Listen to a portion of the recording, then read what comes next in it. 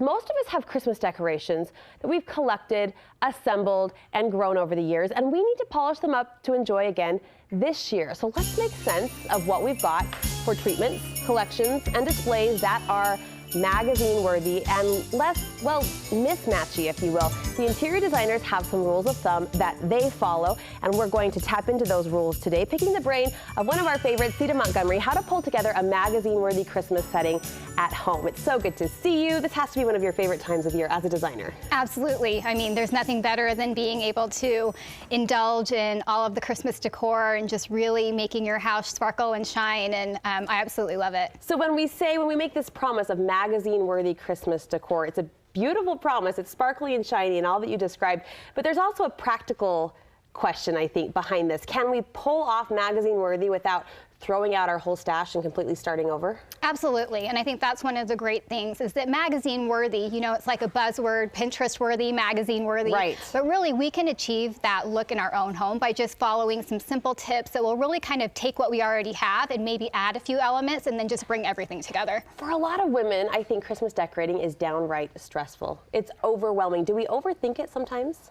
Oh, I think we all overthink it. I overthink it as a designer. Sometimes it takes me forever just to put my mantle up because I'm overthinking it. But yeah, I think we all have a tendency to do that. But I think these simple things that we can do will help minimize that stress a little bit and make us feel better about our Christmas decorations and enjoy it a little bit more. And that's the key, is enjoying it and setting the mood and the tone for your house. Yeah. You say this Christmas decorating approach starts with a good color scheme, and I personally struggled with this year. I totally forgot we bought an after Christmas sale tree last year, and so my husband pulled it out, and I was all of a sudden excited at the chance of decorating a new tree, but then overwhelmed with that color palette. Where to start? What do you recommend? So I think a color palette, when I say a color palette, I'm not saying it has to be anything specific. So Okay. It can be the traditional red, green, and white.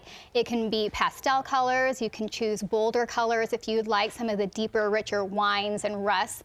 But having a color scheme is always a good idea. As in a scheme through the whole house, or can we break up different color palettes in different areas of the home? So if rooms are open up to each other, I like to keep the color palette the same. So if you have a great room scenario, which a lot of us in Utah do, we have where it's the kitchen, dining, and family kind of all in one, it's nice to keep that color palette throughout that space. And then if you have a separate living room and you want to do something different in there, you can certainly do that. But if your rooms are open to each other, it's best to keep that color palette consistent. Try to make it go and flow. Yes. We'll call this next piece of advice the golden piece of advice for a couple of reasons. It's the standout tip, you say, for the at-home decorator who wants to freshen up their home decor, but the pun is intended because golden implies reaching for metallics. That's what you really recommend people do. Absolutely. So, I mean, I think this is true in regular interior design, but especially when it comes to Christmas decor.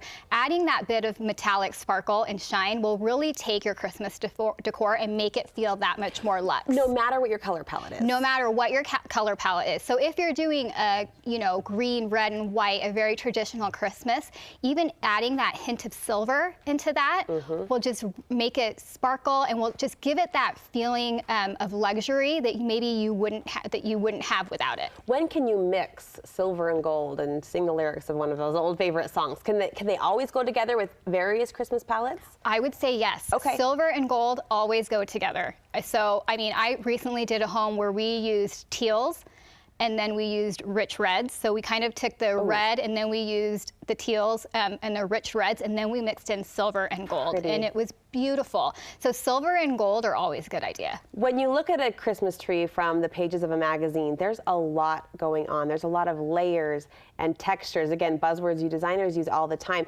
Does that layering help pull off the magazine-worthy look we're after? Yeah, and not just in a Christmas tree, but really in other places in your home. So on your mantle, being able to layer items, so adding those 2s and 3s, and I always say layer out and up. So getting items of different heights on your mantle, as well as having multiples, is a good idea. And I think 3 is a good number with Christmas decor. 3 out, 3 up. Yeah, just because you don't want to overdo it. I tend to think less is more, even with Christmas decor. I think we have a tendency to really think it needs to be over the top. But just if you follow these tips and then not go too far with it. You Sure. can create that rich, luxurious look without having it be too much all over. It's so easy by the end of this decorating, at least in my house, the decorating Christmas day to look like a glitter bomb just went off in the house. Yes, and glitter bomb, I think that's the case no matter what. Okay. My husband, that's the one thing that he's always like, there's glitter in every nook and cranny in this house, and he's right, so. People always use greenery to decorate for the holidays. It's traditional, it's classic, but that's one of those items that as you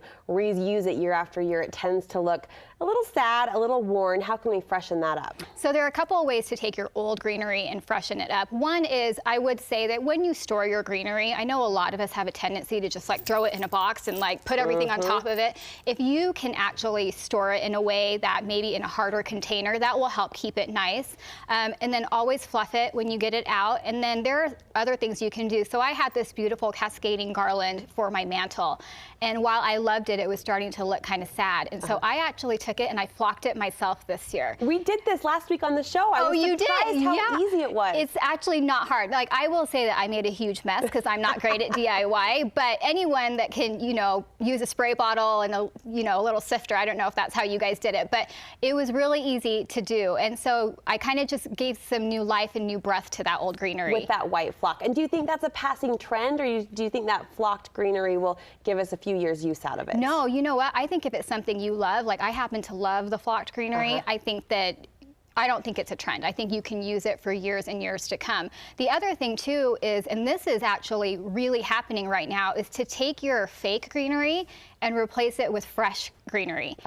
That's becoming more of the trend. The smell alone. The smell alone, I know. And it's just so beautiful. And this is where the less is more approach really shines, because you can take a beautiful fresh piece of greenery, do like a fir, and then do fresh eucalyptus in it and tie your ribbon on it on your railing and call it good. And it's absolutely gorgeous. And you don't have to do anything else to it. So real greenery is always a good idea. So you can throw the fake stuff out and go for the real stuff. Reach for the real. There's one thing that I see in almost every Christmas home, and I don't see in a lot of Christmas magazines, and that's the collectibles, like the Christmas Village or the Christmas knickknacks or those collectible ensembles that we group and put on our coffee table. Is there room for that in a magazine-worthy Christmas home? Absolutely. I mean, really, the best part of Christmas is the sentiment and the traditions that come with it, and so we don't want to leave those out of our home decor during the Christmas season.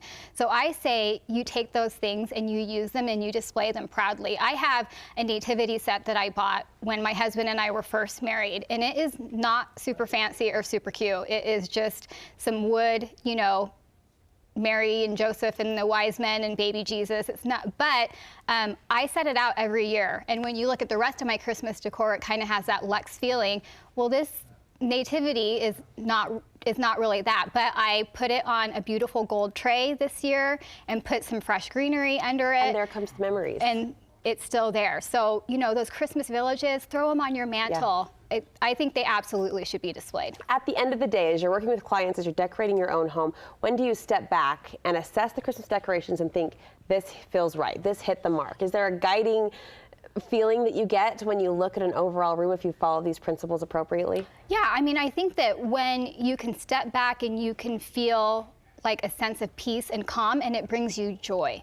I think, a lot of people have said, well, my house shrinks after I get my Christmas decor up. I hear that a lot. I feel like my living space has shrunk.